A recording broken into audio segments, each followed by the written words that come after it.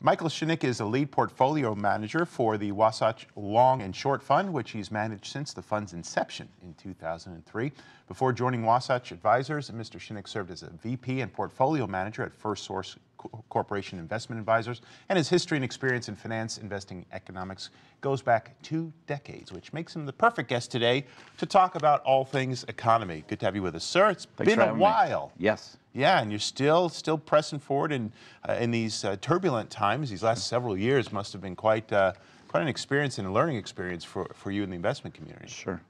So the strategy that we pursue, long and short, means there are always opportunities. Some things are undervalued, opportunity to buy them, the expectation they can appreciate.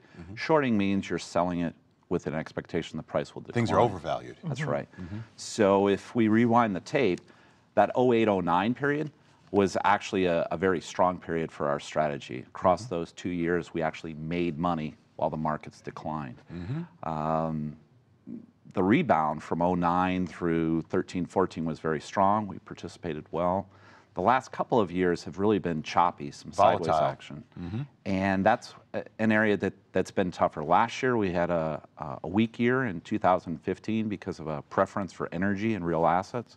This year, 16, we're doing considerably better than the market, given that many of those energy companies have rebounded, and there's a renewed preference for companies that have dividend yields, strong cash flow. Let me ask you about the alleged and somewhat apparent dichotomy or disconnect between the economy and the market. While jobs numbers remain somewhat anemic with respect to participation, true participation in the workforce, wage stagnation, the stock market's been on an incredible tear. Why the difference there? Sure.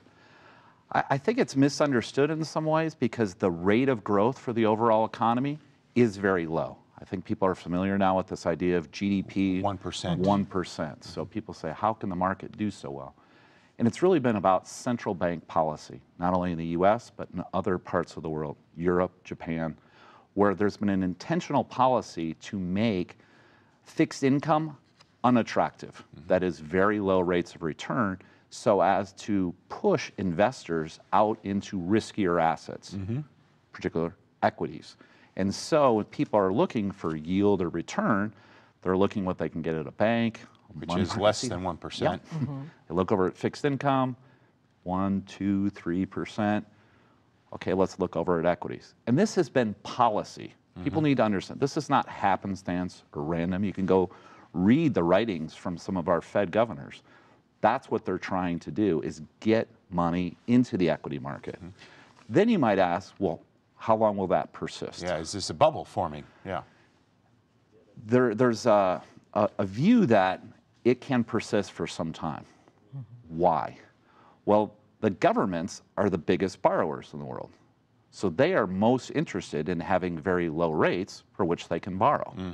Can you imagine if interest rates in the US were 5 or 6%? Much more difficult for the US government to fund all of that debt, all of that borrowing. So there's a symbiotic relationship there between governments and the central banks, as the governments want to continue borrowing at very low rates. Well, speaking of the government, I'd like to ask your opinion of the two candidates. Hillary Clinton and Donald Trump have laid out their plans for the economy.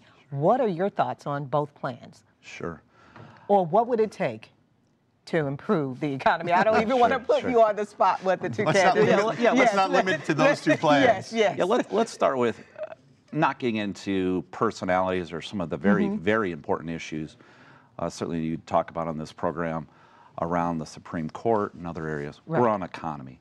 With economy, I think we all agree this rate of growth is anemic, 1% or less than 1%, generally accepted. The question is, what do you do about that? Is it possible to have higher rates of growth? Unemployment is down at normal levels, 4 or 5%. That seems to be about as good as it's going to get. And so then you get into questions of tax policy, trade, and additional fiscal stimulus. Let's start with stimulus. I think there's agreement on both sides, likely a need for more stimulus. What does that mean? It's probably going to be infrastructure directed. I think people kind of common sense get. Shovel-ready jobs. We heard that story before, right? There are other areas for infrastructure. Those areas can be just roads, bridges, but some of those areas can be things like high-speed rail, rebuilding some of our airports, ports, containers that are moving from Latin and Central America. Electrical grid or the energy grid, yeah. And I think those types of things will get support. And again, this is not the president who does this. This is Congress. And I think many people understand that there's a need for additional stimulus. You get to tax policy. One of the big topics is how do we tax corporations, particularly overseas earnings? There's precedent in the past for having a moratorium to allow companies to repatriate or bring back money that's been earned overseas at a very attractive rate. Our anticipation is that will have some momentum in calendar 2017, regardless of who wins the election. So those companies that have large cash stockpiles, that's of interest. Which helps stimulate the economy. Yes, it does. I mean, this is money that's been earned by a U.S. corporation. They have chosen to leave it somewhere else because they don't want to have it taxed in the U.S. The argument is, we've made this money. We think we can invest it overseas, but it will take us a lot of time. We could invest it more quickly if we brought it back to the U.S., but we don't want to pay 30, 35%. Right. But if that rate was 5 or 10%, yeah, we're quite interested. We could do that rapidly. Tax policy also on individuals. What does that mean? That's going to take some time in my judgment. I think candidates are talking about that. I wouldn't expect to see any sort of changes in 2017-18. Will it be talked about? Sure. But policy changes? Not likely. I wouldn't invest based on that expectation. I do think there, as I talked about earlier, there will continue to be a preference for companies that pay dividends or returning cash to shareholders as people seek a very modest return in a low return environment. Whether you're talking about cash, bonds, stocks, people are saying, I want to know that I can get some return. And I think there's a ratcheting back in those expectations of mid-single digits. Let me ask you one last question. We've got about a minute left, and I'm going to put you on the spot, which I know professionals in your profession don't like to be put on the spot in this way. But for someone watching today, they've got a 401k, a 403b, they've got investment funds. There's a lot of talk and chatter about moving out of equities and into the more stable metals and things like that. Would you recommend someone just kind of approach that with a bit broader view? And is our equity still viable for the next 5 to 10 years? Absolutely. Well, let's start with what is an equity. That means individual, fractional, or share ownership in an operating business. We have private businesses and we have public businesses. A public business is an opportunity for an individual to participate in the earnings of that business. So if you think GE and Ford are still going to be around in 10 years, you can still be a part owner. Yeah, it's not just be around. You want to look at and what's profitable. the price you pay. And the price you pay with your expectation of return.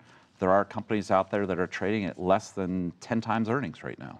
Which is a valuable, very valuable position to hold in that long-term position, that equity. Yes. Thank you so much. I wish I could just sit here and talk to you all day, because I love We'll do it again soon. Let's do it again soon. To connect with Michael Shinnick, you go to wasatchfunds.com or go to our website, harvest-tv.com. You can find an easy way to link back to that information. Coming up next, classically trained violinist Gene Watson returns to Harvest with a powerful story and some new music to share. We'll be right back.